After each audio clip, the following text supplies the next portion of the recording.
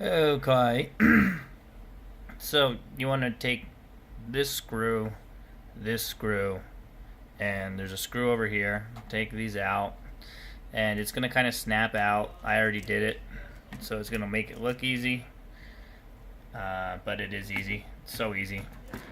And this is, I think, the memory that came with your computer, and this one will be empty right here, I believe, or vice versa. It doesn't really matter. I'm going to take this out real quick to show you how easy it is to put in.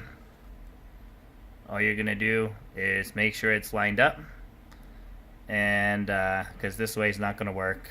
Obviously the pin, there's a little piece of plastic in the middle that'll block it, so you're going to want to put it in this way at a 45-degree angle, just like that. You can kind of see the angle that it is, and all you do is just simply push down.